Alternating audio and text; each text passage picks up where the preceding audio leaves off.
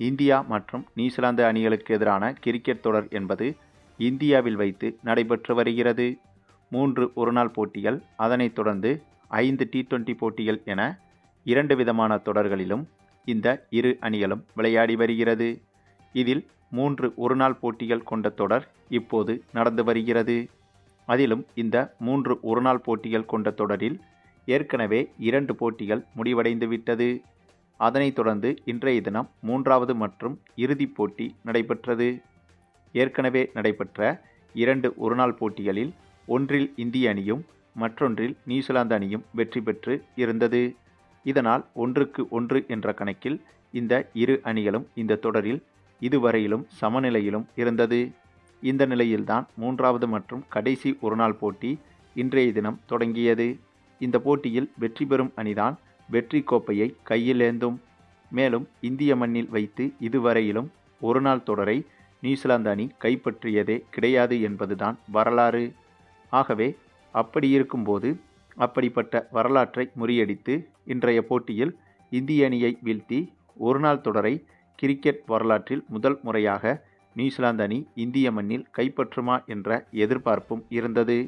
அதே சமயம் கிரிக்கெட் தொடங்கிய காலத்திலிருந்தே சொந்த மண்ணில் நியூசிலாந்து அணியை ஒருநாள் தொடரை வெற்றி பெற விட்டதே கிடையாது இந்திய அணி. அந்த ஒரு முனைப்பிலும் இந்திய அணி இன்றைய போட்டியில் கடுமையாக போராடி வெற்றி பெற்று வரலாற்று சாதனையை தொடருமா என்ற எதிர்பார்ப்பும் இருந்தது.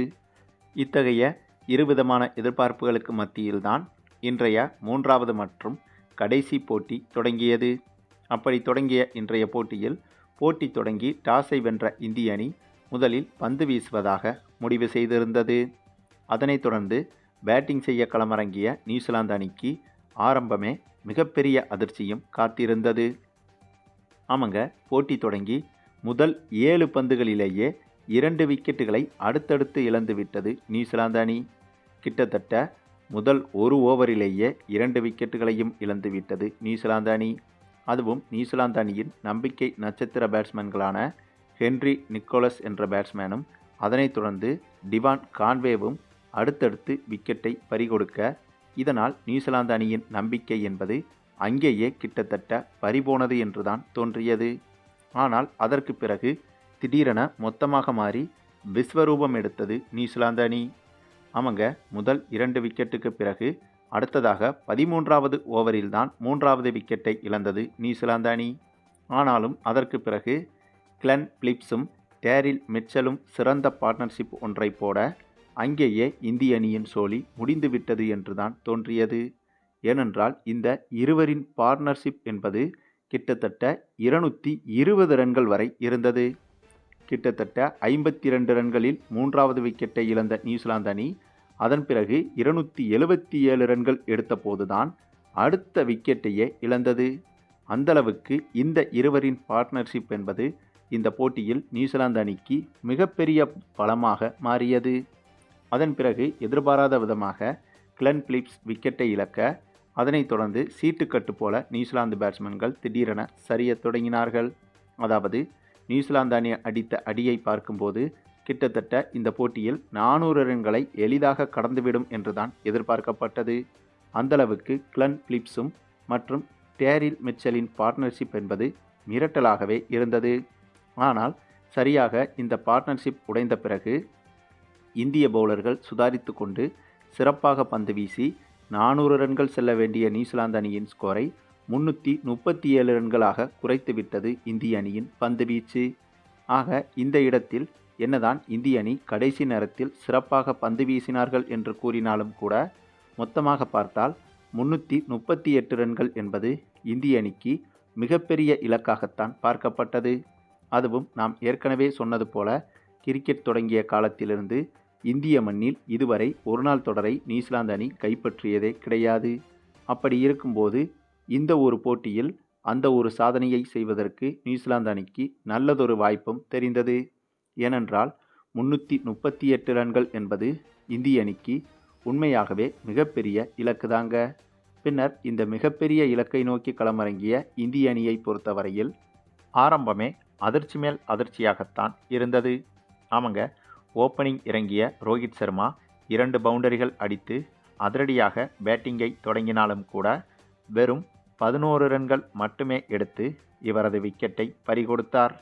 இவரைத் தொடர்ந்து இந்திய கேப்டன் சுப்மன் கில்லும் வெறும் 23 ரன்கள் எடுத்து விக்கெட்டை இழந்தார்.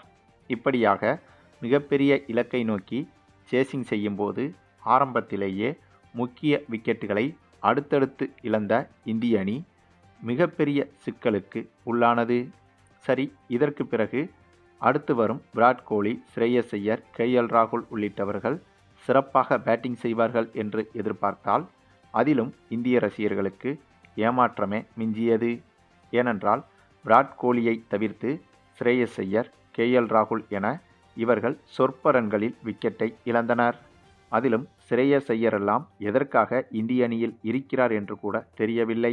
கடந்த சில போட்டிகளாக தொடர்ச்சியாக சொதப்பி வரும் இவரை இந்திய அணி எதற்காக பாரமாக வைத்திருக்கிறது என்பதுதான் மிகப்பெரிய கேள்விக்குறியாக இருக்கிறது.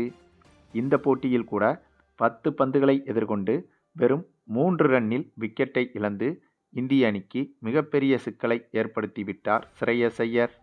இவரை தொடர்ந்து KL ராகுல் கடந்த போட்டிகளில் அரை சதம், முழு சதம் என்று அடித்துவிட்டு இந்த முக்கியமான போட்டியில் வெறும் 1 ரன் மட்டுமே எடுத்து விக்கெட்டை பறிகொடுத்தார். ஆனால் மற்றொரு புறம் நம்முடைய விராட் கோலி மட்டும் ஓரளவுக்கு நிதானமாக விளையாடி விக்கெட்டை பறிகொடுக்காமல் இந்திய ரசிகர்களுக்கு நம்பிக்கையை கொடுத்து வந்தார். ஆனாலும் அந்த நம்பிக்கை என்பது நீண்ட நேரம் நீடிக்கவில்லை. அதற்கு காரணம் என்னதான் விராட் கோலி நிதானமாக விளையாடி வந்தாலும் எதிரே விளையாடும் பேட்ஸ்மேன்கள் தொடர்ச்சியாக விக்கெட்டுகளை பறிகொடுக்க இதனால் ரன் ரேட் பிரச்சனை என்பது அதிகரித்து கொண்டே வந்தது.